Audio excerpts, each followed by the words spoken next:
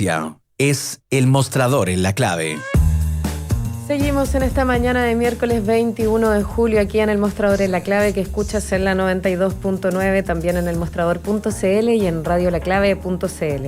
La Organización Internacional del Trabajo elaboró un informe respecto de los efectos de la pandemia en la empleabilidad, y las mujeres somos las más afectadas. De hecho, el organismo estima que hay 54 millones de empleos femeninos perdidos en el mundo. A partir de este estudio y para reflexionar acerca de él, por supuesto, invitamos al Mostrador en La Clave a Juan Bravo, director del Observatorio del Contexto Económico de la Universidad Diego Portales. Muy buenos días, Juan, bienvenido al Mostrador. Hola, muy buenos días, muchas gracias por la invitación. Gracias a ti también por aceptar. Hola, Juan Bravo, mucho gusto.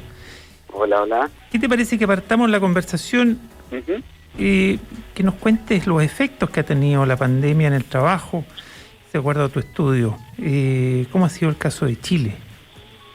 Claro, mira, en Chile, al igual como lo señala el reporte de la OIT, porque esto ha sido algo bastante generalizado, efectivamente cuando uno compara a nivel promedio los hombres con las mujeres presentan una destrucción de empleo mayor y también presentan un traslado a inactividad mayor, o sea, de retirarse de la fuerza laboral mayor que los hombres. No es que a los hombres no les haya afectado, también perdieron muchos empleos y también muchos salieron de la fuerza laboral. De hecho, Juan, perdón que te interrumpa. Esto ha sido mayor en el caso de las mujeres, sí. Es que claro, ha sido mayor en el caso de las mujeres, pero también en la cifra de los hombres es muy alta, y de hecho Exacto. puede ser en número más alta que el de las mujeres, pero esa lógica para entender tiene que ver con que igual la fuerza laboral siempre ha sido más masculina, por lo tanto el número es más amplio, ¿no?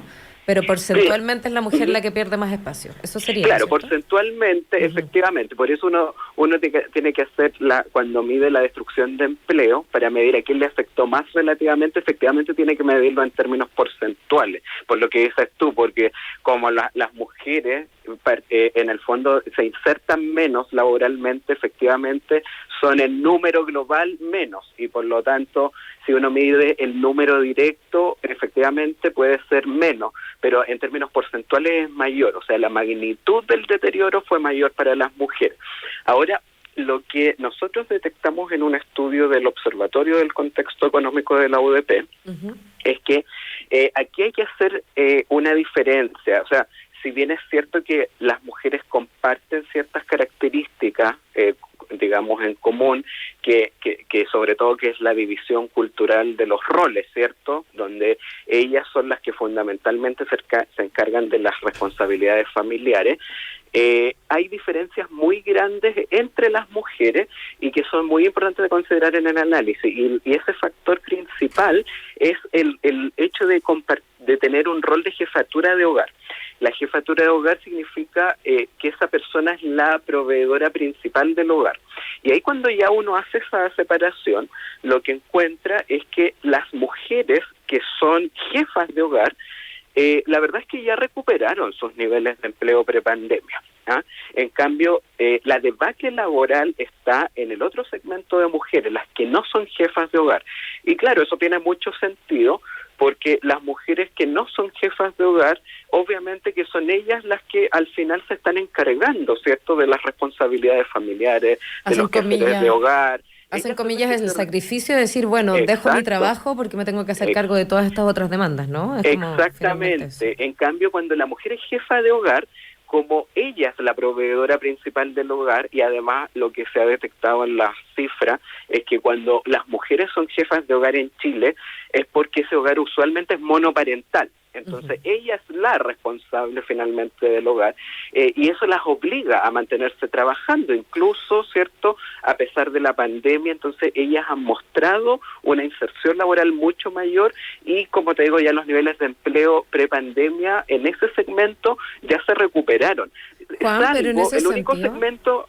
sí, perdón. Pero en ese sentido, una cosa es que se recuperen y otras, ¿cuál es la calidad de vida de esas mujeres que recuperaron su empleo? Porque exacto. A mí me pasa, no sé si tienes ahí informe o data que nos puede ayudar a ver eso, pero creo que una cosa son los números en sí mismos, ¿no? Que uno acostumbra a leerlos o ver los porcentajes. Pero mientras lo estabas diciendo, yo decía, bueno, una cosa es recuperarlo y qué bueno, porque da tranquilidad económica, digamos. Pero me imagino cómo lo están haciendo, como mujeres pulpo, digamos, por decirlo así en gráfico, ¿no? ¿Cómo se puede estudiar eso o qué se ve de eso? Porque me ocupa la salud mental, me preocupa pensar cómo están viviendo el día a día. Exactamente. Oye, ese punto es muy importante porque justamente un poco en el fondo es que esas mujeres tienen un poco la pistola en la sien, ¿cierto?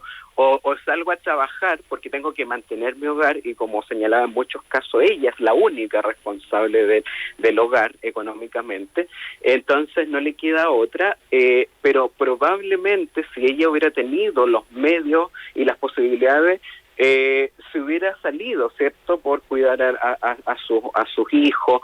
Entonces, efectivamente, es una decisión muy compleja. Por supuesto que eso puede tener consecuencias como dices tú, en salud mental, en salud física, justamente por esa tensión.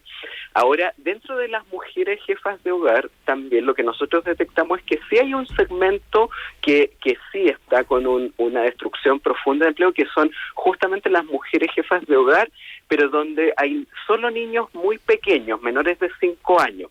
Y ahí sí, esas mujeres efectivamente no se han reinsertado al mercado laboral y más bien lo han hecho aquellas donde hay niños mayores. Porque claro, ahí ya es más fácil de repente delegarlos con alguna persona conocida, ¿cierto? O incluso a veces los mismos hermanos mayores cuidan a los más chicos, ¿cierto?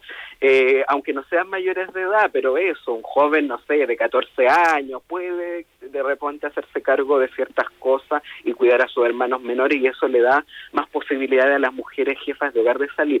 Pero efectivamente ha sido una situación compleja para las mujeres de hogar porque ese rol las obliga, ¿cierto?, las fuerza a tener que mantenerse insertas en el mercado laboral. El nivel de exigencia ahí en la cabeza terrible, ¿no? Exactamente. Estamos conversando con Juan Bravo, director del Observatorio del Contexto Económico de la Universidad Diego Portales. En relación con lo que estamos conversando, Juan, ¿qué se puede proyectar hacia adelante? Mediano, corto y mediano plazo. Ya a largo plazo, mucho decir, pero a lo menos... Claro, no podemos mirar la vida a largo plazo. Eso yo creo que nos hace... En este mundo. Claro, nos modificó la pandemia, ¿no? Nos hizo aprender a estar en el presente continuo, quizás, una cosa así. Claro, ¿Pero qué podríamos proyectar como pregunta, Federico? Las proyecciones se hacen, ¿cierto?, más difíciles de hacer por lo mismo, sí, porque estamos con mucha incertidumbre, ¿cierto?, de en el fondo, realmente esta fue la última ronda de cuarentenas masivas, vendrá otra, uno nunca lo puede descartar ya, o sea, siempre está la posibilidad de nuevos retrocesos, ojalá que no ocurra, pero mira, si uno observa lo que pasó después de la primera ronda de cuarentenas masivas del año pasado, la verdad es que ambos segmentos, tanto hombres como mujeres, fueron recuperando paulatinamente sus tasas de participación laboral, pero sí fue más rápida la reinserción de los hombres.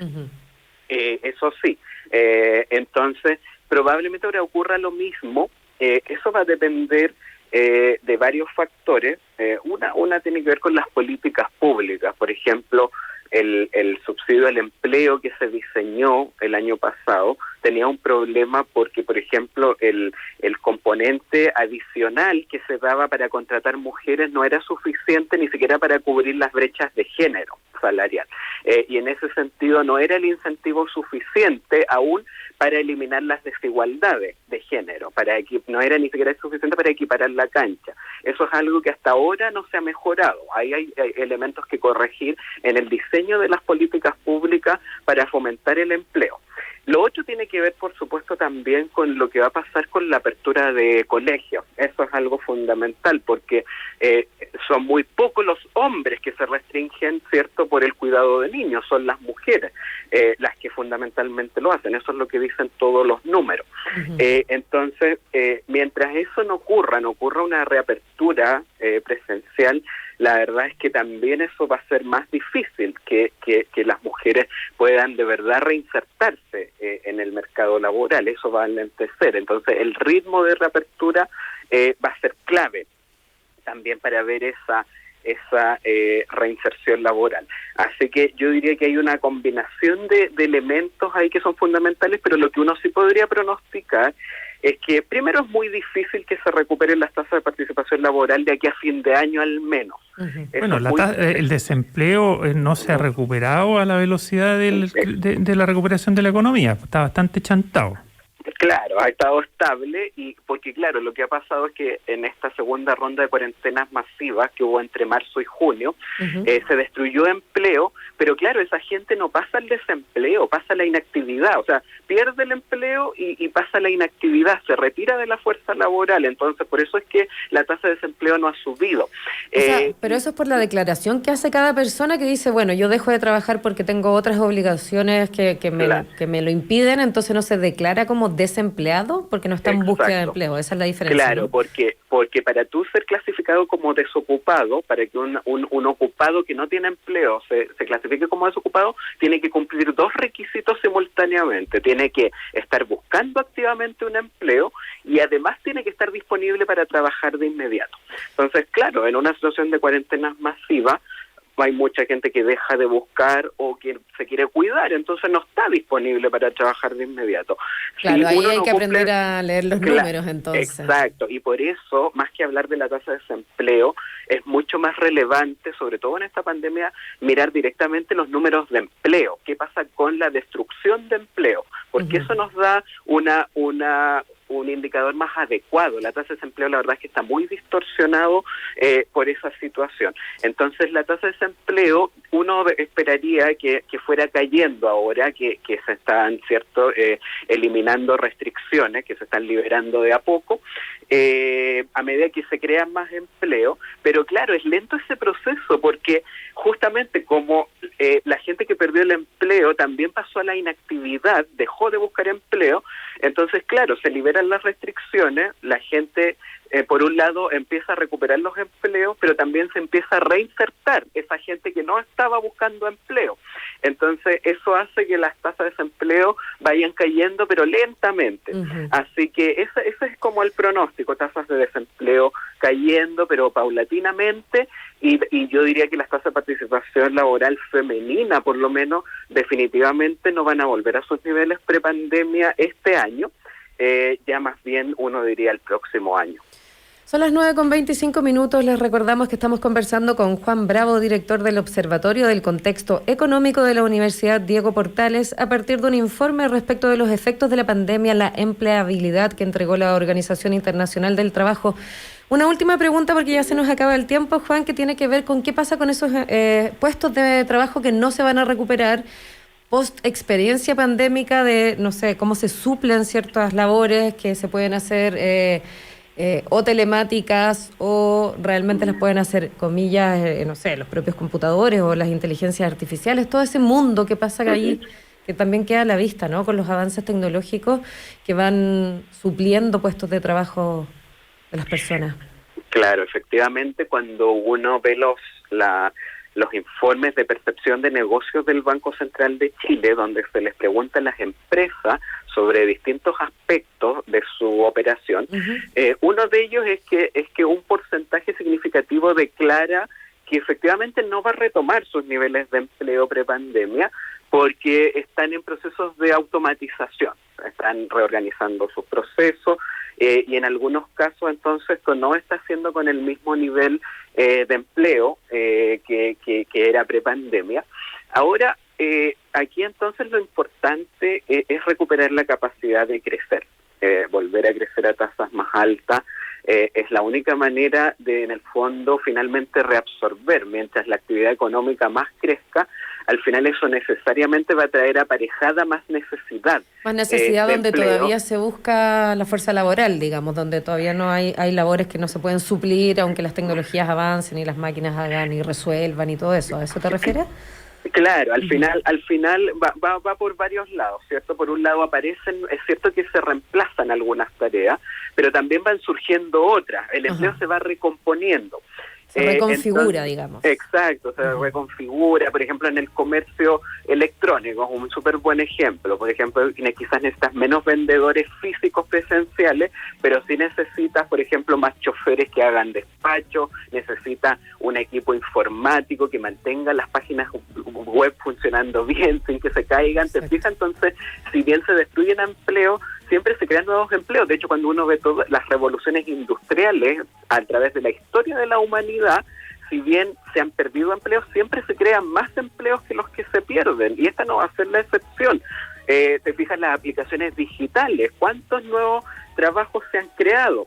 Entonces, al final, aquí lo importante es eso, mantenerse creciendo, porque esa es la manera, en definitiva, de generar nuevos empleos, y esa yo diría que es la prioridad más urgente, digamos, ya una vez pasada la emergencia de la pandemia, para que, en el fondo, no tengamos segmentos muy importantes de la población sin poder trabajar. Muchas gracias por ese análisis, Juan Bravo. Que tengas una muy buena mañana de miércoles ya. Encantado. Muchas gracias a ustedes por la invitación. Muy buen día, Juan Bravo. Buenos días. Y cuando ya son las 9:28, que ya antes de irnos a la última pausa, quiero invitarte a un lugar cooperativo donde tu tiempo, tu esfuerzo y las lucas que inviertes se devuelven. Copeuch es una cooperativa de ahorro y crédito con más de 900.000 socias y socios, donde te dan acceso a eso que tú quieres. Conoce su oferta de productos y servicios en la web copeuch.cl. Copeuch, el lugar donde todos ganan. Y ahora sí nos vamos a la última pausa. Quédate, que ya volvemos con más. Estamos presentando El Mostrador en la Clave. Información con la independencia que nos caracteriza.